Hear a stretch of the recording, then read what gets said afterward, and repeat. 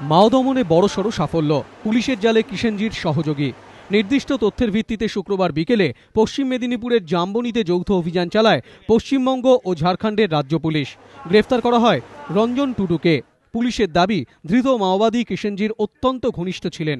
কিষেনজির মৃত্যুর আগে পর্যন্ত তাঁর সঙ্গে ছিলেন রঞ্জন, কাজ করতেন তাঁর সহযোগী হিসেবে। পুলিশের দাবি, দীর্ঘদিন ধরে মাওবাদী কার্যকলাপের সঙ্গে যুক্ত ছিলেন রঞ্জন। 2009-এ মাও নেতা বিকাশের সঙ্গে জনসাধারণের মঞ্চ তৈরি করেন বিনপুরের বাসিন্দা রঞ্জন। দহিজুড়িতে জনমুক্তি মোর্চার নেতা বাবু বসু খুনের ঘটনায়ও অভিযুক্ত এই রঞ্জন টুডু। গ্রেফতার করার পর বিনপুর থানায় আনা হয় রঞ্জনকে। শনিবার তাঁকে ঝাড়গ্রাম আদালতে তোলা হবে। পুলিশের দাবি, কিষেনজির মৃত্যুর পর জঙ্গলমহলে মাও কার্যকলাপের অনেকটাই নিয়ন্ত্রণ করতেন এই রঞ্জন টুডু। ফলে তাঁর গ্রেফতারির পর এই এলাকায় মাওবাদী কার্যকলাপ অনেকটাই ধাক্কা খাবে বলে মনে করছে প্রশাসনিক মহল। অমিতাভ রথ, এবিপি আনন্দ, ঝাড়গ্রাম।